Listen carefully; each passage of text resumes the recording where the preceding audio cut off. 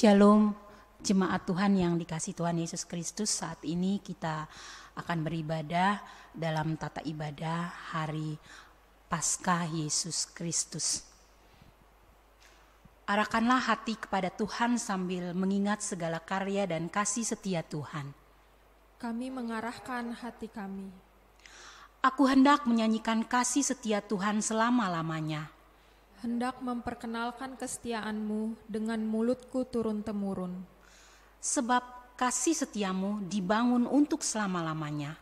Kesetiaan-Mu tegak seperti langit. Karena itu langit bersyukur karena keajaiban-keajaiban-Mu, ya Tuhan. Bahkan karena kesetiaan-Mu di antara jemaah orang-orang kudus.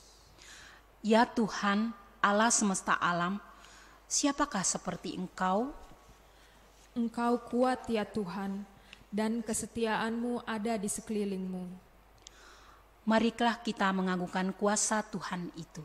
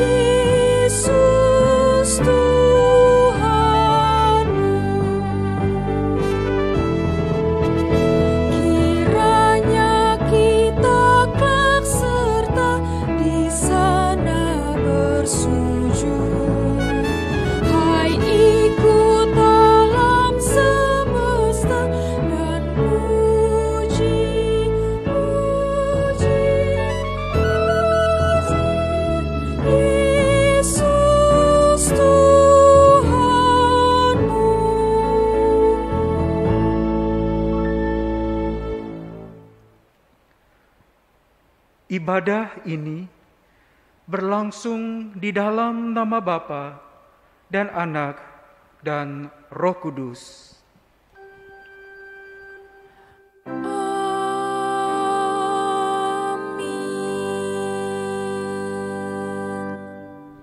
Kristus Tuhan, Kristus sudah bangkit. Ia memberkati saudara. Benar, Ia sudah bangkit. Ia memberkati saudara juga. Silakan duduk kembali. Tertunduk para murid melangkah meninggalkan Yerusalem, kota 1001 kenangan. Di sana senang dan derita telah mereka ukir bersama. Hari ini kenangan indah seakan telah menjadi seongkok abu sirna dalam kegelapan yang syarat tangis dan rasa takut. Masih menari-nari hangat dalam bayanganku, saat-saat akhir tragis Yesus, Sang Guru kita, serasa kakiku masih basah. Kala Kamis malam yang lalu, dalam laga seorang hamba, dibasuhlah kaki kotor kita satu persatu. Malam itu juga, kulihat Yesus melewati sunyinya malam dengan mencekam di Taman Getsemani, taman penuh juang. Bersimbah keringat ia berujar penuh getar, "Ya Bapa, jika sekiranya mungkin, biarlah cawan ini lalu daripadaku." Malam penuh tanya berakhir cepat.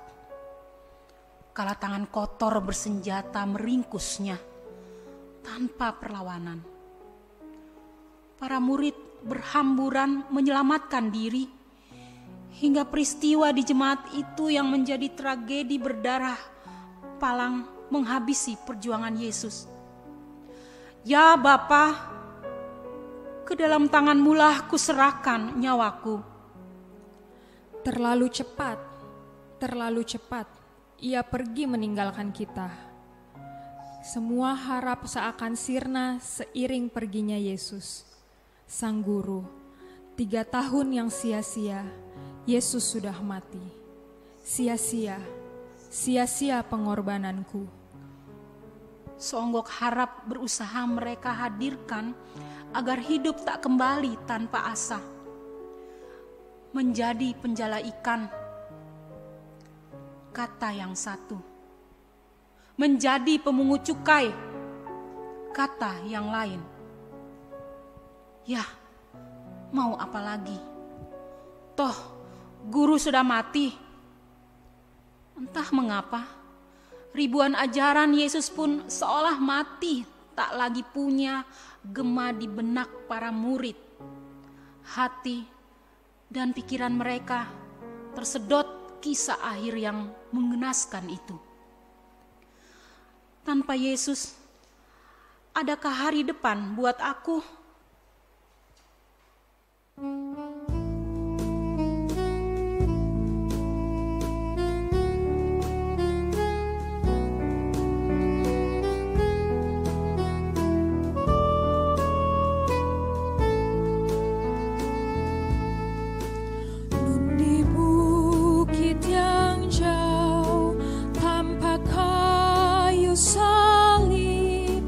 Lambang kutuk nestapa celah. Salib itu tempat Tuhan Maha Kudus menebus umat manusia. Salib itu kujunjung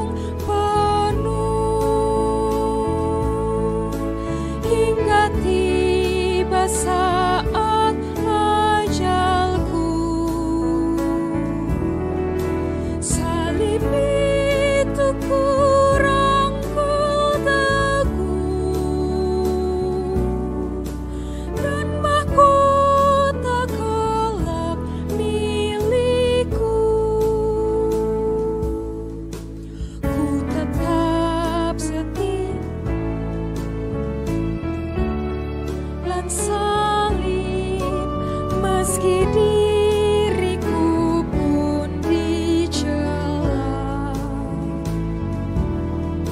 Satu saat kelak ku dibawa pergi ke tempat kemuliaannya.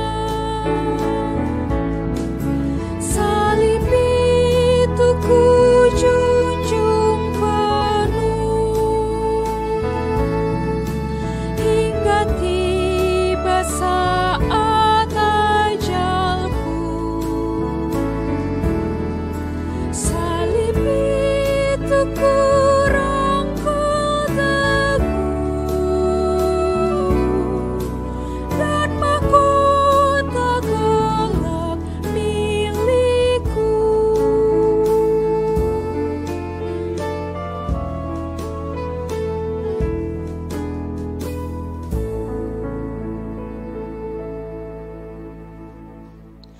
Pagi-pagi benar, kala mentari masih enggan terbit, mengendap-endap para perempuan membawa rempah-rempah ke makam Yesus. Ternganga mereka melihat makam batu besar penghalang telah dirobohkan. Tak ada lagi batu penghalang itu.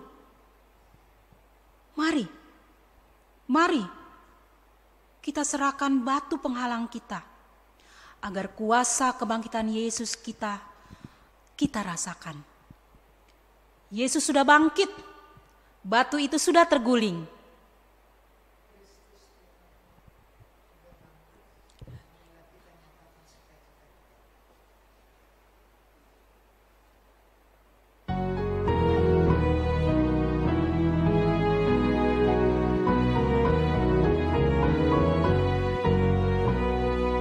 Kristus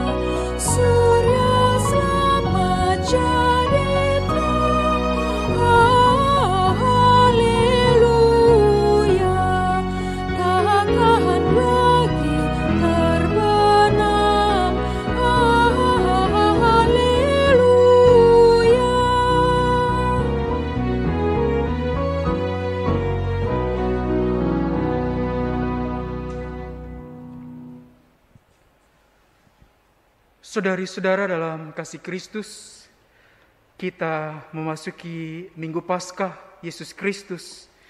Firman Tuhan akan kembali kita renungkan. Mari bersatu di dalam doa, mohon bimbingan Roh Kudus. Terpujilah Engkau ya Bapa dalam kasih-Mu. Yesus yang Kau bangkitkan meneguhkan kami tentang keselamatan penuh di dalam Engkau. Cinta yang sungguh-sungguh bermakna, dan itu meneguhkan tentang pengharapan yang nyata untuk menatap hari esok kembali sembari bersyukur atas kehidupan dengan segala kelimpahannya. Roh Kudus telah mencelikkan kami untuk melihat nestapa di Jumat tragedi itu justru menjadi Jumat yang agung, semata-mata karena Paskah Yesus Kristus Putra-Mu. Dan itu menguatkan kami bahwa Ia Sang Roh Kudus, Roh pembaharuan, untuk membingkai kembali hidup kami dengan harap, dan itu menguatkan kami untuk kembali melangkah. Karena terima kasih Allah Tritunggal atas peristiwa Paskah yang telah menyatakan dalam bentangan sejarah keselamatan-Mu. Kembali kami akan renungkannya melalui firman yang terbuka ini. Berkatilah kami, teguhkanlah kami, agar hidup kami kembali memancarkan berita Paskah itu, dan itu sungguh-sungguh menggelorakan kami untuk melangkah bahkan berlari, menyambut pengharapan dengan pasti, karena sejatinya segala sesuatu terjadi dalam perkenan-Mu. Terima kasih atas Paskah ini, bersabdalah kami mendengarkannya. Amin. Jemaat, marilah berdiri untuk mendengarkan sabda Tuhan. Haleluya.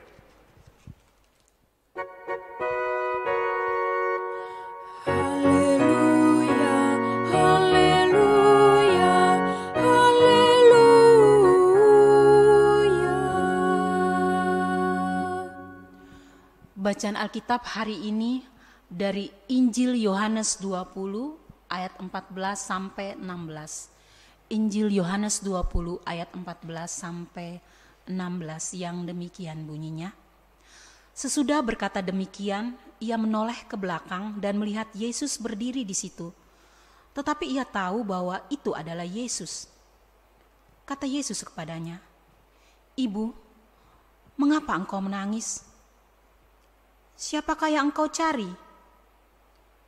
Maria menyangka orang itu adalah penunggu taman, lalu berkata kepadanya, "Tuan, jikalau Tuan yang mengambil dia, katakanlah kepadaku, di mana Tuan meletakkan dia, supaya aku dapat mengambilnya."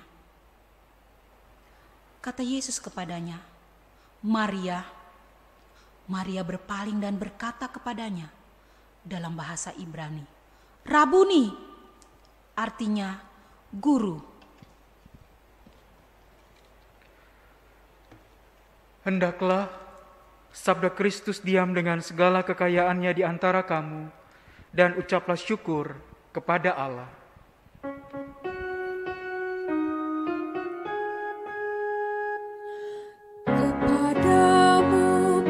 Puji-pujian, mada syukur dan segala kemuliaan, ya Bapa, Putra, Roh Kudus, sampai kekal abadi. Silakan duduk kembali. Saudari-saudara dalam Tuhan Yesus Kristus,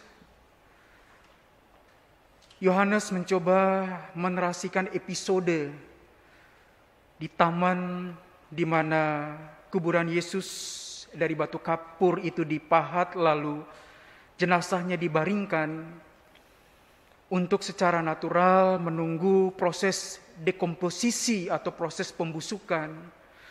Jenazah yang diletakkan pada ceruk batu kapur yang dipahat itu sembari menunggu hingga tulang belulang dari Yesus akan diletakkan ke dalam ozarium atau kotak tempat tengkorak. Proses yang secara natural semua dibayangkan demikian. Sebuah gambaran ketika di hari Jumat tragedi berdarah itu terjadi, Jumat berduka itu terjadi, Jumat berkabung itu terjadi, Dan kemudian seluruh energi tersedot ke sana. Paling tidak figur Maria dari Magdalena ini, Maria Magdala atau Maria Magdalena ini menjadi gambaran representasi dari keberadaan komunitas para murid Yesus, di mana mereka semua kundah gulana, berduka dan terluka untuk semua peristiwa kocar kacir dan ambiar, untuk terpisah, tercerai-berai, seiring dengan sang guru, sang rabi yang mereka agung-agungkan paling tidak selama kurang lebih 3 tahun masa pelayanan, seakan-akan sirna dan berakhir dalam peristiwa Jumat tragedi, Jumat berkabung, Jumat berduka itu. Peristiwa salib di Golgota, dan dengan mata kepala mereka melihat semua peristiwa itu, kandas dan sirna sudah semua ekspektasi yang kemudian mereka gantungkan pada Yesus. Dan kini mereka melewati semua proses, paling tidak pekuburan, pemakaman, pembaringan jenazah, sembari tidak akan pernah tahu apa yang akan terjadi di masa depan. Maria yang menangis menjadi gambaran dari komunitas para murid yang paling tidak dibutakan dengan kondisi di mana mereka merasa kehilangan atas pengharapan yang telah mereka gantungkan kepada Dia yang ternyata justru digantung, dieksekusi mati di kayu salib. Kalau kita membaca narasi Injil Matius, secara khusus bacaan menurut bacaan gerejawi Sinode Gereja Protestan Indonesia bagian Barat, di Matius pasal 27, Matius pasal 28 mengisahkan tentang perempuan-perempuan, paling tidak di dalamnya Maria Magdalena seperti yang dinarasikan oleh Yohanes, bacaan Alkitab yang dipilih oleh Persekutuan Gereja-Gereja Indonesia untuk menjadi tema Paskah di tahun 2021 ini, yang pasti bahwa perempuan itu ada. Mereka menjadi oknum, menjadi individu yang kemudian juga menjadi saksi mata tentang jenazah Yesus yang diletakkan pada ceruk batu kapur itu, untuk selesai sudah semua proses yang di dalamnya, paling tidak moga-moga masih ada niatan baik untuk mengurapi jenazah Yesus dengan rempah-rempah, karena seiring dengan Sabat yang datang menjemput, dan mereka menunggu segala sesuatu dan di dalamnya memintum baik untuk segera mengurapi jenazah Yesus. Mungkin itu dedikasi terakhir. Tapi ternyata Jumat tragedi, Jumat berkabung, Jumat duka bukanlah Jumat tragedi, Jumat berduka, Jumat berdarah, tapi menjadi Jumat agung. Jumat yang agung. Karena peristiwa yang kemudian menjadi berita yang kembali gereja wartakan di hari ini. Tidak ada dekomposisi, proses pembusukan. Tidak ada pemindahan tulang belulang Yesus ke dalam ozarium. Yang kemudian di dalamnya berakhir sudah kisah seorang anak laki-laki dari Nazaret, anak tukang kayu yang menggembar-gemborkan tentang kerajaan Allah, lalu sia-sia pemberitaannya dengan mengalami eksekusi mati. Kalau itu yang terjadi, maka Jumat itu adalah Jumat tragedi. Jumat berdarah, Jumat berkabung. Tapi tidak ada dekomposisi, tidak ada proses pembusukan, tidak ada tulang belulang yang dipindahkan ke ozarium. Yang ada adalah pintu kubur itu terbuka. Tidak ada jenazah pada ceruk pahatan batu kapur itu. Yang ada adalah sebuah peristiwa energi besar yang mengubah, yang kemudian di dalamnya terlukis dari gambaran gestur, gaya bahasa tubuh dari Maria ini yang ditandaskan berulang-ulang, dilukiskan menoleh, dilukiskan berpaling, dilukiskan menoleh dengan membuat gerakan tubuh untuk melihat sesuatu dalam titik yang berbeda. Kalau kita baca di dalam terjemahan bahasa Indonesia masa kini, dilukiskan setelah berkata begitu, ia menengok ke belakang. Bahkan ketika kemudian setelah disapa dengan namanya yang begitu pribadi, Maria, dilukiskan bahwa Maria lalu menoleh kepada Yesus. Apa makna narasi Yohanes dengan menggambarkan tentang menoleh, tentang berpaling, tentang menengok ke belakang? Itu hampir sama seperti gambaran untuk berpindah fokus dari Jumat yang tragedi, Jumat yang berduka, Jumat yang berdarah itu kepada Jumat yang agung karena Yesus yang bangkit. perspektif itu berubah dari titik kelam, titik gelap, titik hitam menuju kepada cahaya. Sama seperti representasi Maria yang menangis meneteskan air mata itu berubah setelah sapaan Maria, dan dilukiskan bahwa dia langsung segera pergi dan menyambut dengan kata Rabuni, yang berarti guru. Lalu dia mengenal bahwa itulah Yesus yang ia cintai, yang kurang lebih selama 3 tahun segala sesuatu berdinamika dengannya bersama-sama dengan sahabat-sahabatnya yang adalah murid-murid yang lain. Lalu kemudian dia bermaksud untuk dilukiskan memeluk Yesus. Sebuah gambaran menoleh, menengok ke belakang, berpaling lalu memeluk. Sama seperti narasi dalam Injil Matius, perempuan-perempuan itu memeluk kaki Yesus dengan aklamasi tegas, jangan takut. Pergi beritakanlah kepada saudara-saudarimu. Bertemu lagi kita di Galilea. Sama seperti gambaran kalau dilukiskan ketika Maria lalu menyapa Yesus dengan Rabuni. Lalu kemudian di dalamnya dia bermaksud memeluk, dan Yesus mengatakan, jangan pegang aku, jangan peluk aku. Itu harfiahnya kalau diterjemahkan dalam teks bahasa Yunani, jangan mengikat aku. Kenapa? Karena momentum ini bukan hanya milikmu Maria, atas sukacita besar, atas Jumat tragedi yang berubah justru menjadi Jumat yang agung. Jumat berdarah justru berubah menjadi Jumat kemuliaan yang kemudian di dalamnya ada sebuah bentuk transformasi yang sejati.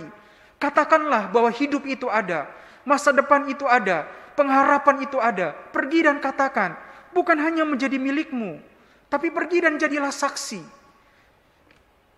Proses yang kemudian seiring dengan gestur dari Maria yang bernoleh, berpaling, lalu kemudian dilukiskan menengok ke belakang, disapa dengan begitu intimnya Maria, lalu kemudian disambut dengan Rabuni, dilanjuti dengan tindakan memeluk, semua menjadi gambaran tentang berubah perspektif dari menuju gelap kepada yang terang. Dan ini yang menjadi momentum bagi gereja, senantiasa selalu tegas bersaksi bahwa masih ada masa depan. Selalu ada pengharapan, selalu ada kehidupan. Gereja komunitas gerejawi orang percaya yang selalu tidak hanya terfokus kepada satu titik kelam, titik duka, titik hitam, tapi melihatnya dalam sebuah perspektif baru, bukanlah sebuah Jumat yang tragedi, Jumat berdarah, Jumat berkabung, Jumat berduka, tapi justru Jumat yang agung, dan itu karena Paskah. Itulah bukankah yang ditegaskan juga oleh Paulus, kalau seandainya Yesus tidak bangkit, ya sia-sialah Jumat itu akan tetap menjadi Jumat berdarah, Jumat tragedi, Jumat berkabung, Jumat sia-sia. Tapi karena ia bangkit, karenanya Jumat itu menjadi Jumat agung. Salib yang berdarah-darah itu justru memancarkan kini cahaya kemuliaan yang di dalamnya menegaskan dengan tegas bahwa ada hidup. Dan peristiwa perempuan-perempuan dalam Injil Matius yang dilukiskan, mereka memeluk kaki Yesus dan Yesus mengatakan, pergi dan katakanlah kepada murid-murid yang lain. Sama seperti janji bahwa kita akan berjumpa di Galilea, kita akan berjumpa di sana. Dan sama seperti ketika Maria yang dilukiskan dalam narasi Yohanes ini pun bermaksud untuk memegang Yesus, memeluk Yesus, dan Yesus mengatakan, jangan pegang. Katakanlah, beritahukanlah kepada saudara-saudaraku. Beritakanlah juga kepada mereka bahwa sekarang aku akan naik kepada Bapakku dan Bapamu, Allahku dan Allahmu. Lalu Maria pergi memberitahukan kepada pengikut-pengikut Yesus bahwa ia sudah melihat Tuhan dan bahwa Tuhan sudah mengatakan semuanya itu kepadanya. Dia tidak melihat kematian, dia melihat kehidupan. Dengan kemudian menoleh ke belakang, berpaling. Ada sebuah gerakan untuk berpindah dari sebuah titik kepada titik yang lain. Dari salib yang penuh tragedi itu menjadi salib Paskah yang di dalamnya terpancar berita ada hidup, ada masa depan, ada pengharapan. Dan gereja menegaskannya kembali di hari ini. Sama seperti gambaran personifikasi Maria yang kemudian dia menangis, ya. Semua energinya tersedot dengan peristiwa duka, derita, dan berdarah-darah itu, ya. Dengan duka ketika dihantarlah jenazah Yesus dan diletakkan pada ceruk batu kapur itu, ya. Tapi kemudian Maria yang kemudian kini menoleh, menengok ke belakang dan melihat Yesus berdiri di situ. Bahkan Maria yang kemudian berpaling dan mengatakan, Rabuni. Dia kenal betul seiring dengan suara yang memanggilnya Maria. Representasi yang kemudian melihat sebuah realitas menjadi kabur. Bahwa Yesus yang bangkit itu dia tukang kebun. Bahkan kemudian ada prasangka mungkin orang ini yang memindahkan jenazah Yesus. Itu semua alur tentang Jumat tragedi, Jumat berduka, Jumat berdarah. Tapi ternyata narasi itu berubah. Dengan Yesus yang dikira tukang kebun itu, Rabuni yang berarti guru. Dia yang dikenal dan yang mengenal, yang dicintai dan mencintai, yang kemudian kini menghadirkan hidup, sama seperti yang pernah ia katakan bahwa ia menyerahkan nyawanya untuk sahabat-sahabatnya. Bahkan kemudian di dalamnya karena itu dia harus kehilangan nyawanya supaya sahabat-sahabatnya memperoleh hidup dan memperolehnya dalam segala kelimpahan. Kini itu tergenapi. Dan Maria menjadi saksi. Bahkan saksi pertama dalam berita ini. Lalu ia pergi memberitakannya kepada saudara-saudaranya, kepada murid-murid yang lain, untuk sebuah berita yang di dalamnya memberikan energi agar tetap punya kekuatan menatap hari esok dalam sebuah pengharapan, dalam perspektif kebangkitan Tuhan Yesus dan cara pandang, titik pandang yang baru. Ada hidup, ada pengharapan. Dan mari, sekalipun situasi masa kini mengkondisikan kita bagaikan Simon dari Kirene seperti berita di Jumat yang lalu, bahwa dia harus memikul salib itu dan berjalan terseok-seok untuk sebuah kondisi yang mengaburkan segala sesuatu, bahwa ekspektasi itu seakan-akan ambiar sudah.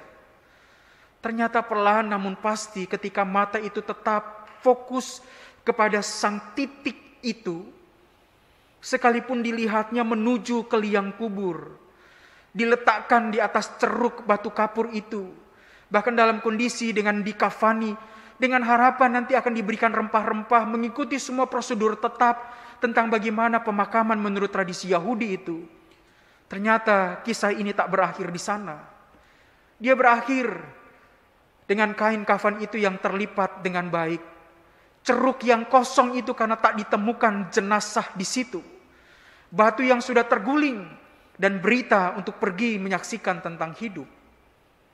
Dan apa yang mau kita lihat setahun sudah untuk kondisi ketika realitas kematian itu begitu dekat dengan kita.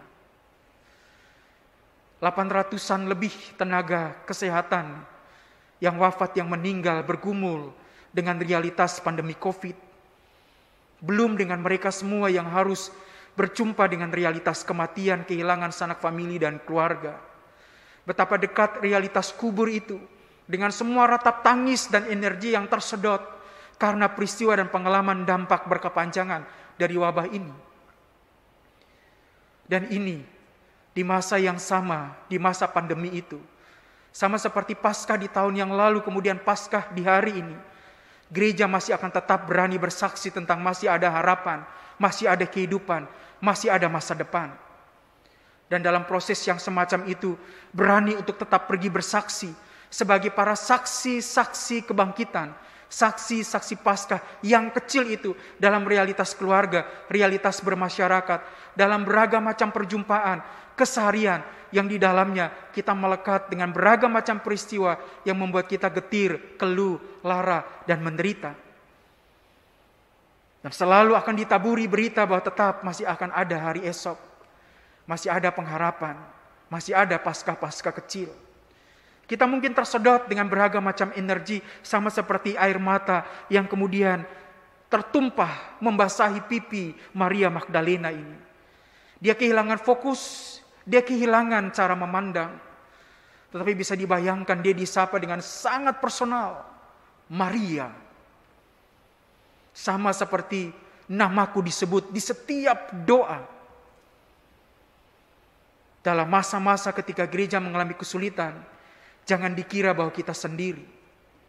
Rumah-rumah, keluarga-keluarga kita berubah menjadi gereja yang terdiaspora. yang kemudian di dalamnya berkumandang senantiasa doa-doa dari mulut setiap orang percaya.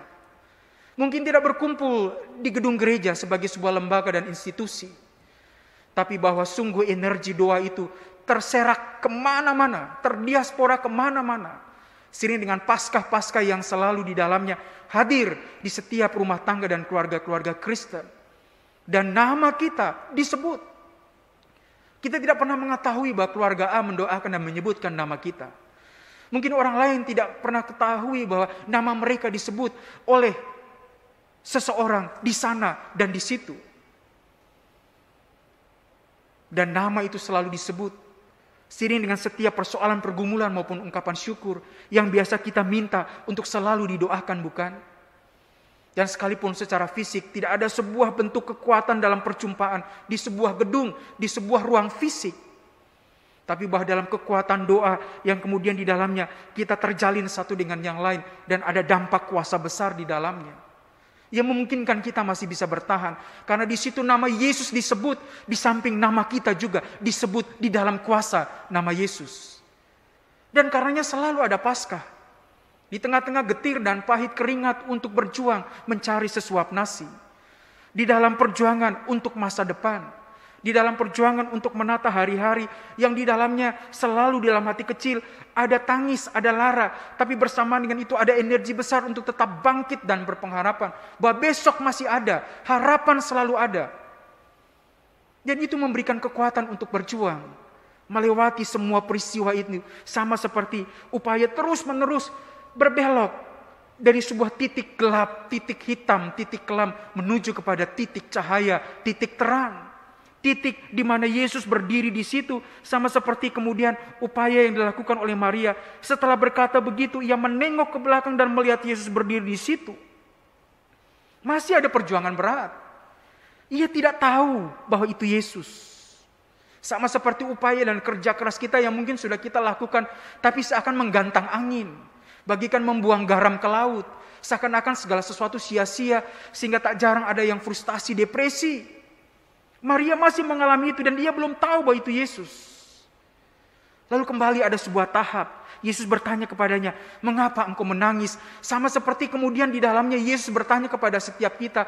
Kamu telah berusaha keras nak, melakukan ini, melakukan itu dan kamu menangis. Mengapa kamu menangis? Ini aku Yesus, siapa yang kamu cari? Dan masih ada proses panjang. Maria menyangka itu tukang kebun. Sama seperti pergulatan doa kita. Saya sudah berjuang untuk ini. Sekian lama aku menanti jawaban untuk lepas dari persoalan dan pergumulan ini ya Tuhan. Sampai kapan lagi? Dan sampai kepada titik Yesus menyapa kita masing-masing dengan nama kita. Bahwa sungguh-sungguh ia mencintai kita. Sama seperti ia menyapa Maria. Dan saat itu pasti akan tiba. Untuk setiap proses panjang pergulatan sama seperti direpresentasikan oleh Yohanes lewat figur Maria ini. Bertahanlah. Dan tetaplah fokus untuk melihat dia yang berdiri. Bahkan di belakang kita. Mungkin sudah terlalu cepat. Kita melaju ke depan. Yesus tak tinggal di belakang. Yang seharusnya ia di depan. Tapi tak mengapa. Tolehlah ke belakang dan lihatlah, berpalinglah. Kita temukan Yesus yang sementara menanti. Dan ketika terlalu jauh, dia memanggil kita dengan nama kita. Moga Paskah tahun ini tetap meneguhkan kita untuk menatap hari esok. Dan bahwa pengharapan itu selalu ada. Ada masa depan. Segala sesuatu terjadi dalam perkenannya. Angka kesembuhan yang selalu bertambah. Proses penyembuhan yang kemudian di dalamnya orang begitu banyak menjadi penyintas, survive, resilient. Masa perawatan yang kemudian di dalamnya bisa menjadi begitu singkat dengan kesembuhan kemudian terjadi. Proses vaksinasi yang sementara berjalan. Upaya keras untuk tetap terus memberitakan berita optimis, berita pengharapan, berita baik yang senantiasa memberikan kekuatan untuk selalu menatap hari esok. Jangan takut, jangan cemas, bisa sembuh. Dan kekuatan bahwa mereka yang berduka pun tidak sendiri. Selalu bersama-sama dengan yang mencintai dan dicintai. Sehingga kemudian tidak ditinggalkan sebagai yatim piatu. Kekuatan yang kemudian selalu hadir. Solidaritas yang kemudian terbentuk. Sehingga kemudian di dalamnya selalu menghadirkan masih ada hari esok, masih ada pengharapan, masih ada masa depan. Maria, ya Rabuni. Dan setiap kita, nama-nama kita, bukankah seperti Yesaya bilang, ditoreh di telapak tangannya. Dan pandanglah tubuh kebangkitan Yesus itu, tubuh mulia yang kemudian di dalamnya ia bangkit. Bukankah bekas luka pada tangan, kaki, dan lambungnya itu masih ada pada tubuh itu? Sebuah gambaran karena cintanya yang begitu besar, ia rela menorehkan kita semua pada tubuhnya itu sebagai gambaran cintanya bahwa kita dirangkul dan direngkuh, sama seperti disapanya kita dengan nama kita masing-masing. Kuatkanlah melangkah untuk segala sesuatu yang masih terbentang di depan. Lalu melangkah pergi, beritakan Paskah-Paskah kecil itu. Alamilah Paskah-Paskah itu. Menangis ya, lelah juga ya, takut cemas juga ya. Tapi moga kita tidak berpaut kepada satu titik kelam dan titik hitam. Menoleh dan berpalinglah kepada titik yang lain, di mana Yesus berdiri. Yesus hadir, Yesus hidup, Yesus menyapa kita. Lalu melangkahlah bersama-sama dengan Dia untuk memberitakan tentang pengharapan itu. Selamat mengalami Paskah-Paskah kecil. Mengakhiri renungan ini, sengaja saya membawa sebuah kotak. Ketika tidak diberikan sebuah kotak, asosiasi kita bahwa adalah sebuah hadiah, sebuah present, sebuah gift yang kemudian kita terima. Fokus kita yang utama pasti adalah covernya, bungkusnya. Dan apa yang selanjutnya? Pasti kita mengharapkan sesuatu yang baik di dalam, bukan? Tapi yang terjadi ketika dibuka, yang kita lihat adalah zong, kosong, tak ada apa-apa. Dan bisa dibayangkan kalau kita diberikan kotak kosong semacam ini.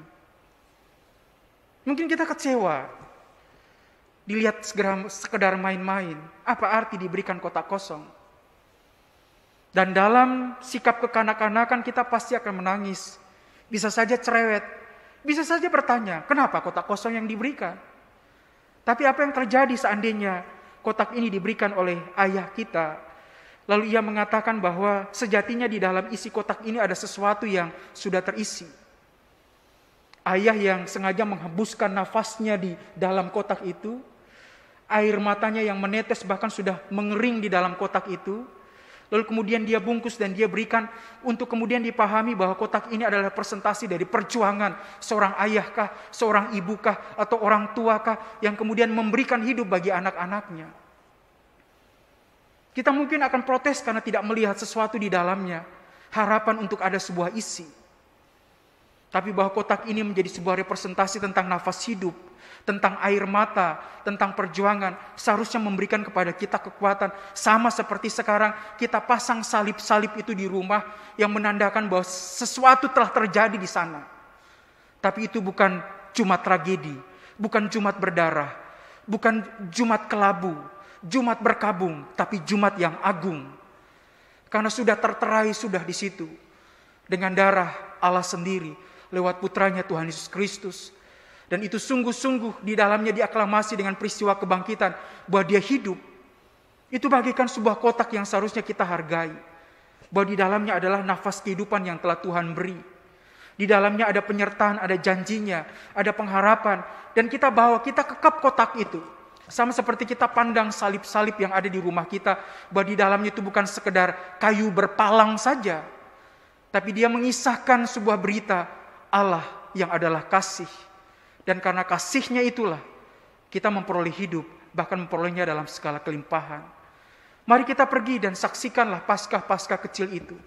Untuk pemberian yang telah Allah beri.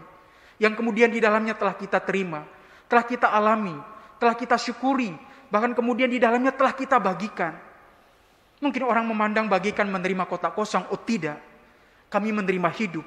Karena cinta Yesus yang telah ia berikan lewat salib yang harus ia jalani. Darahnya, kematiannya membawa kami kepada hidup. Karenanya sekecil apapun kontribusi, pelayanan kami, dedikasi kami, pemberian kami, itu berarti bagi kehidupan. Paskah, ya, sekalipun Paskah yang kecil, ya, beritakanlah terus, bagikanlah terus, wartakanlah terus, dan jadilah saluran untuk memberitakan Paskah itu terus. Tuhan menguatkan kita untuk pergi, Sama seperti Maria yang mengalami perubahan perspektif hidup, lalu pergi dan menjadi saksi atas kebangkitan itu. Selamat Paskah, masih ada masa depan, masih ada hari esok, masih ada pengharapan. Amin. Mari bersama kita menaikkan nada pujian dengan menyanyi bersama dari Kidung Jemaat 188, Kristus bangkit, soraklah.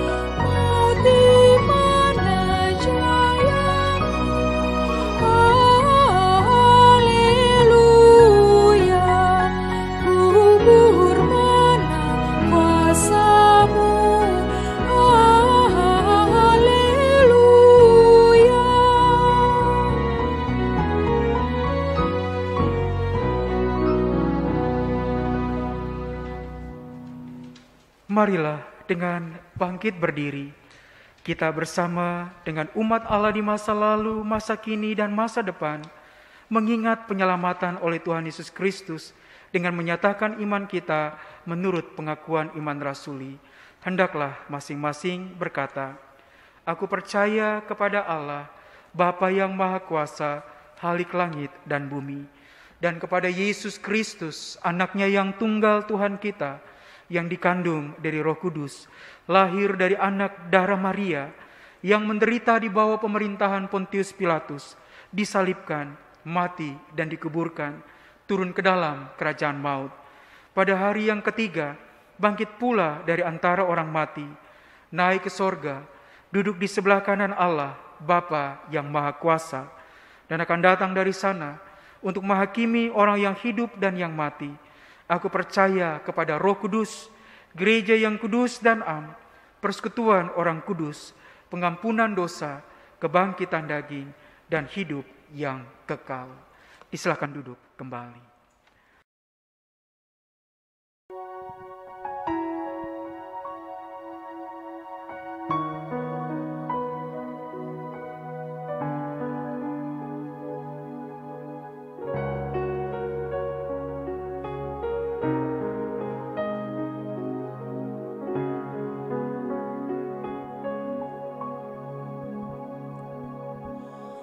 Bukan dengan barang fana Kau membayar dosaku, dengan darah yang mahal, tiada noda dan celah. Bukan dengan emas perak Kau menebus diriku, oleh segenap kasih dan pengorbananmu. Ku telah mati dan tinggalkan cara hidupku yang lama. Semua semuanya sia-sia dan tak berarti lagi. Hidup ini ku letakkan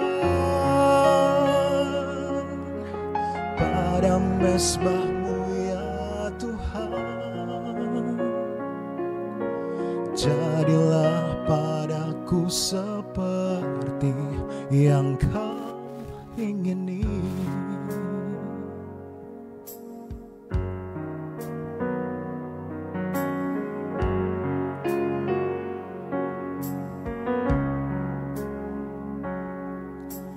Bukan dengan barang fana Kau membayar dosaku, dengan darah yang mahal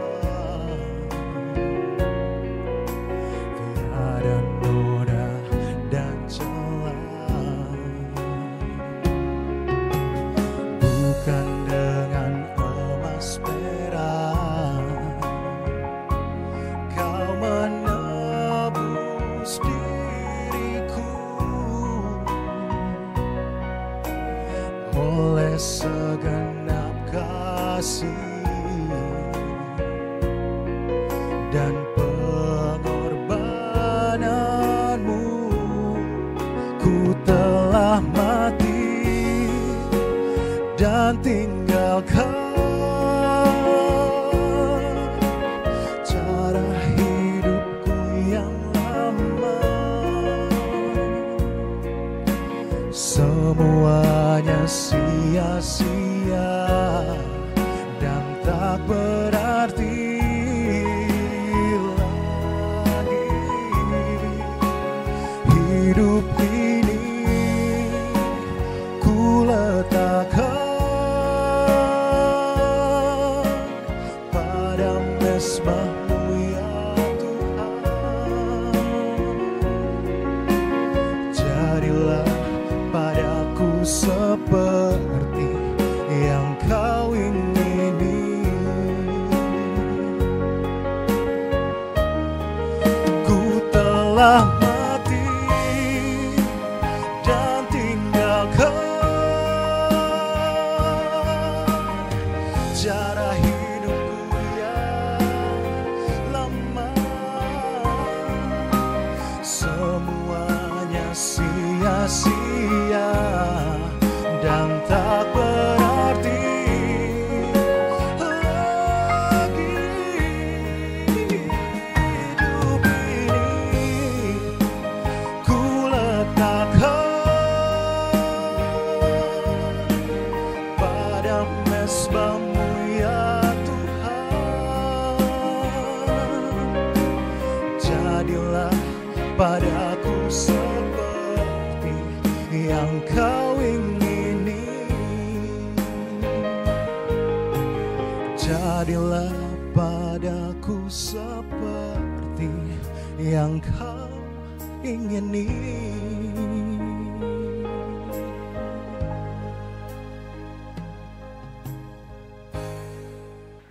Marilah saudara-saudara dalam Tuhan kita bersatu di dalam doa. Terima kasih atas keselamatan yang telah Engkau anugerahkan. Paskah menegaskan itu, bahwa kami memperoleh hidup, kami memperoleh keabadian, kami memperoleh pengharapan, dan masa depan yang masih kami sambut. Kiranya kami pergi untuk menjadi saksi atas peristiwa itu. Kami berpindah perspektif dari kematian kepada kehidupan, dari gelap kepada terang, dari titik hitam kepada cahaya. Itu semata-mata karena Engkau ya Tuhan Yesus Kristus berdiri di titik baru, pengharapan kami, masa depan kami, kekuatan kami, keselamatan kami, dan hidup kekal yang di dalamnya Engkau beri. Kami melangkah untuk pergi, dan kemudian memberitakan Paskah itu, sehingga setiap peristiwa dan pengalaman kami sejatinya adalah Paskah-Paskah kecil yang di dalamnya karena anugerah dan kehadiran-Mu. Kami alami itu di tengah-tengah rumah tangga kami, dalam kehadiran kami sebagai suami istri yang adalah orang tua bersama-sama dengan anak-anak. Lewat upaya dan kerja keras pekerjaan kami, studi kami, rencana kami, karier kami. Lewat setiap peristiwa dan pengalaman ketika dari sakit kami mengalami kesembuhan, dari ketakutan, kecemasan kami punya keberanian dan kekuatan. Dari duka cita kami memperoleh sukacita, dan kemudian di dalamnya kami punya kekuatan untuk kembali melangkah memaknai hidup. Dalam setiap peristiwa yang membelenggu, yang membuat kami terbebani, kami terlepas, dan kemudian di dalamnya punya kekuatan untuk berlari. Untuk setiap peristiwa ketika menyeret kami kepada masa lalu, dalam luka dan dalam peristiwa kelam, tapi kemudian di dalamnya kami dibangkitkan, untuk kemudian menyongsong hari esok dan masa depan dalam babak baru kehidupan kami. Untuk setiap pergumulan yang kini lepas, dan kemudian dialami kembali di dalam sebuah kekuatan dan kehidupan serta babak baru yang Engkau beri. Karena terima kasih untuk Paskah-Paskah kecil yang selalu kami alami ya Tuhan. Dan hari ini kami boleh bersyukur karena momentum itu kembali kami ingat rayakan. Bahwa sejatinya apa yang boleh Engkau nyatakan lewat kematian-Mu di kayu salib. Paskah menegaskan bahwa segala sesuatu bukanlah sebuah tragedi, tapi lebih daripada itu adalah sebuah peristiwa kemenangan yang di dalamnya Engkau nyatakan dengan kebangkitan-Mu ya Tuhan Yesus Kristus. Kuatkanlah kami sebagai gereja untuk tetap terus bersaksi di tengah-tengah beragam macam tudingan, gugatan, bahkan sakwah sangka dan prasangka negatif atas institusi ini, secara khusus di masa-masa pandemi.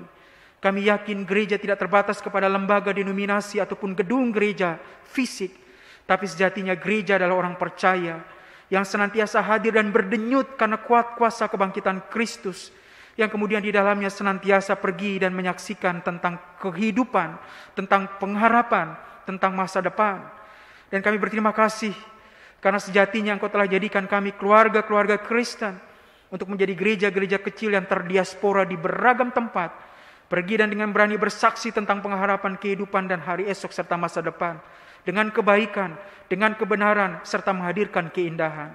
Dan terima kasih atas energi itu yang telah Engkau berikan bagi kami selaku gereja yang sejati, yang kemudian di dalamnya tetap terus bersaksi tentang kebangkitan Kristus lewat pelayanannya, lewat persekutuannya. Bantulah kami untuk merefleksi ulang keberadaan kami sebagai lembaga gereja di tengah-tengah situasi yang kemudian membentuk budaya yang di dalamnya gereja secara institusi belajar akan peristiwa itu. Dan kami yakin, sekalipun ia menjadi cair, menjadi tidak punya lagi batas, dan yang kemudian di dalamnya merenung dan memaknai sejatinya gereja adalah persekutuan orang percaya itu, maka biarlah kami mengalami itu untuk tetap terus bersaksi tentang kebaikan Tuhan, melayani sebagai wujud kebaikan Tuhan, dan di dalamnya bersekutu dimanapun kami berada, sebagai gereja yang hidup, sebagai komunitas umat Allah, persekutuan orang percaya yang selalu hadir memberitakan Paskah. Sinode Gereja Protestan Indonesia bagian Barat Engkau berkatilah menyongsong persidangan sinode yang ke-21 di Jawa Timur Oktober yang akan datang.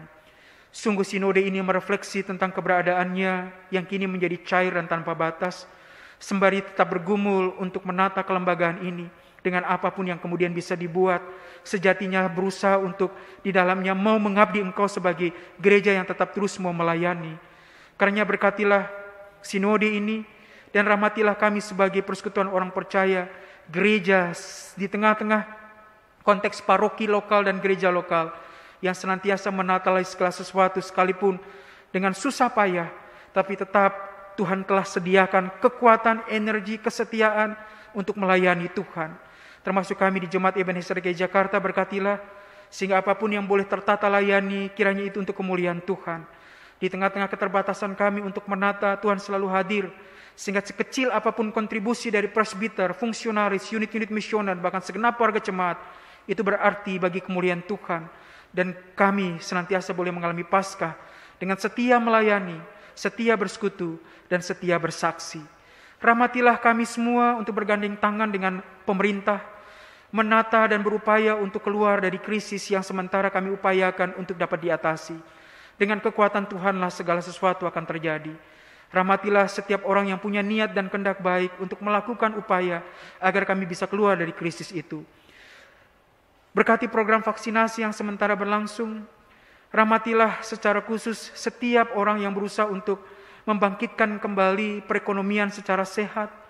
Hadir di bidang politik yang kemudian di dalamnya, di dalam teduh dan dalam damai, merangkul dan merangkul setiap insan anak bangsa untuk berkontribusi dengan elok, dengan legit, dengan baik, dan dengan martabat, sehingga bangsa ini sungguh-sungguh melangkah sebagai bangsa yang bermartabat dalam berdemokrasi.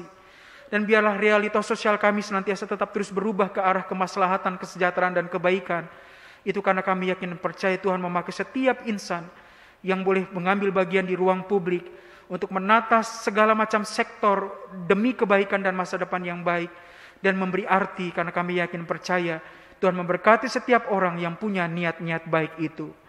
Tuhan Yesus, berkatilah kami keluarga lepas keluarga dalam minggu ini, dan biarlah kami alami Paskah itu ketika kami bekerja, kami merencanakan segala sesuatu, rencana-rencana tugas dan tanggung jawab kami, pelayanan kami, pengabdian kami pertaruhkan semuanya itu dengan berita Paskah, semangat Paskah, pengalaman Paskah, peristiwa Paskah, Engkau sendiri. Dan karenanya kami punya pengharapan untuk menata hari-hari kami di masa depan. Terpujilah Engkau atas apa yang telah Engkau nyatakan di dalam sejarah keselamatan yang berpuncak kepada kematian kebangkitan Kristus. Dan itu boleh kami beritakan kembali di hari ini, meneguhkan kami untuk selalu menatap hari esok dan melangkah serta bersaksi untuk lebih besarnya kemuliaan Tuhan. Ampunilah akan dosa dan salah kami, jadilah seturut dengan maksud dan kehendak-Mu, di dalam nama Tuhan Yesus yang telah mengajar kami berdoa. Bapa kami yang di sorga, dikuduskanlah nama-Mu, datanglah kerajaan-Mu, jadilah kehendak-Mu di bumi seperti di sorga. Berilah kami pada hari ini makanan kami yang secukupnya, dan ampunilah kami akan kesalahan kami, seperti kami juga mengampuni yang bersalah kepada kami. Dan janganlah membawa kami ke dalam pencobaan, tapi lepaskanlah kami dari yang jahat.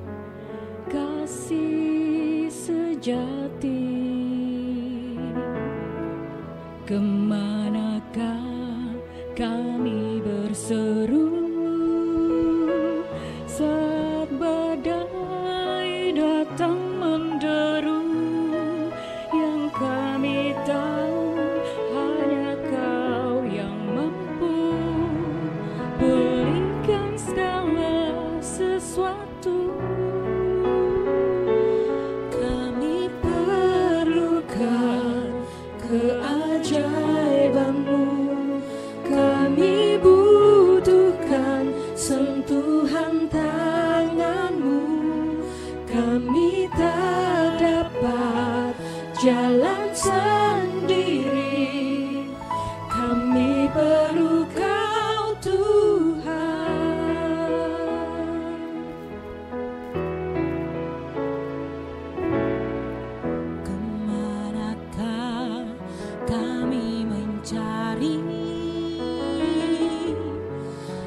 kasih sejati.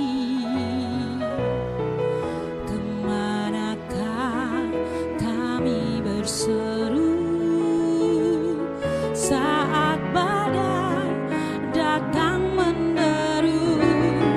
Yang kami tahu hanya Kau yang mampu pulihkan segala sesuatu.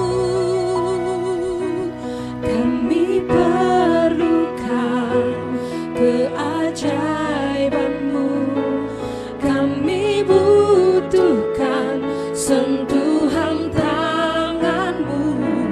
Kami tak dapat jalan sendiri, kami perlu Kau Tuhan. Satu-satunya yang ku andalkan, satu-satunya yang ku percaya. Engkau sumber kekuatan, sumber pengharapan, sumber kedamaian. Satu-satunya yang ku andalkan, satu-satunya yang ku percaya. Engkau Tuhan memberkati, Tuhan penyembuhku, Tuhan pemulihku. Satu-satunya yang ku andalkan, satu-satunya yang ku percaya. Satu-satunya Kau yang setia, satu-satunya Kaulah Tuhanku. Satu-satunya yang ku andalkan, satu-satunya yang ku percaya. Engkau Tuhan memberkati, Tuhan penyembuhku, Tuhan pemulihku. Engkau Tuhan memberkati, Tuhan penyembuhku.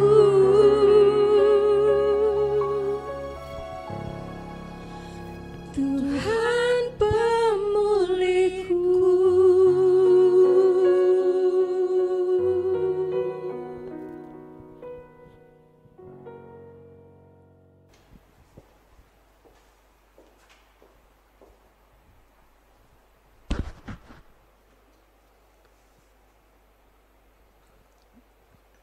Jemaat, marilah kita memberikan persembahan sebagai tanda syukur kita. Firman Tuhan bersabda, yang mendasari persembahan terambil dari Roma 12 ayat 1. Karena itu saudara-saudara, demi kemurahan Allah, aku menasihatkan kamu, supaya kamu mempersembahkan tubuhmu sebagai persembahan yang hidup, yang kudus dan yang berkenan kepada Allah. Itu adalah ibadahmu yang sejati.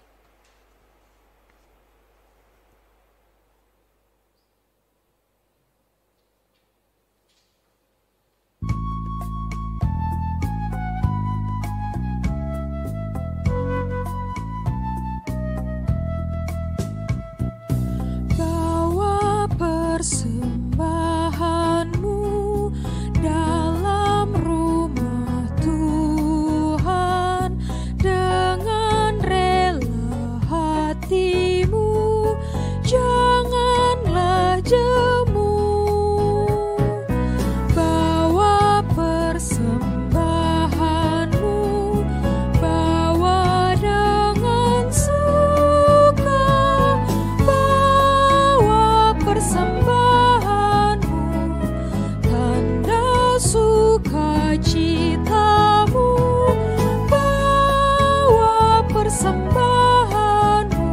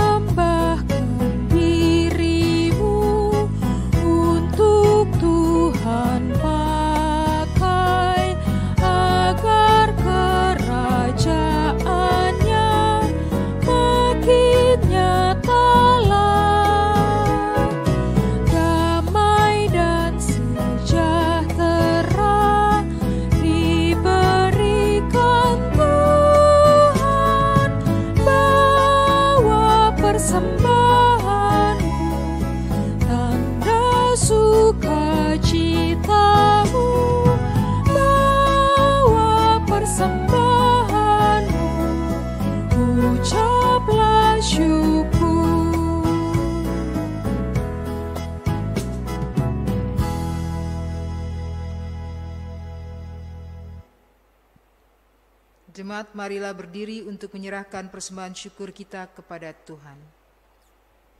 Ya Tuhan Yesus Kristus, kami bersyukur kepadamu atas penyelamatanmu yang menyucikan hidup kami. Kini kami membawa tanda syukur kami kepadamu.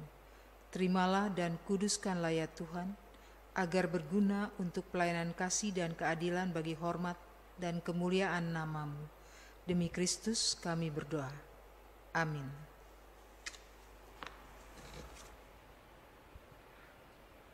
Kristus telah mati untuk semua orang, supaya mereka yang hidup tidak lagi hidup untuk dirinya sendiri, tetapi untuk Dia yang telah mati dan telah dibangkitkan untuk mereka. Kami tidak mau hidup untuk diri kami sendiri. Aku ini Tuhan telah memanggil engkau untuk maksud penyelamatan, telah memegang tanganmu. Aku telah membentuk engkau dan memberi engkau menjadi perjanjian bagi umat manusia, menjadi terang untuk bangsa-bangsa. Kami mau menerangi kegelapan dunia ini ya Tuhan.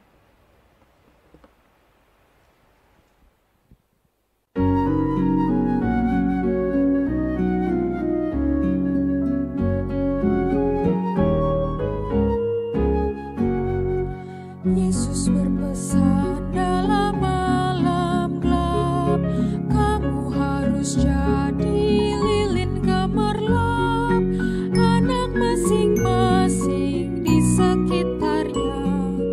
Dalam dunia ini bersinarlah, Yesus berpesan bersinarlah terang, lilinmu kulihat malam dan siang. Masing-masing di sekitarnya, untuk hormat Tuhan bersinarlah.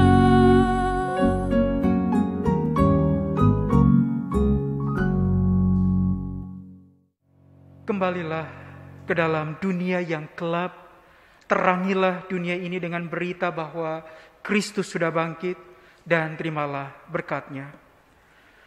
Kasih karunia Tuhan Yesus Kristus lewat derita di atas kayu salib, kasih Allah yang telah berkenan mengutus putranya ke bumi ini, dan persekutuan Roh Kudus yang membuat kamu mampu mati terhadap dosa dan hidup bersama Dia, menyertai kamu sekalian.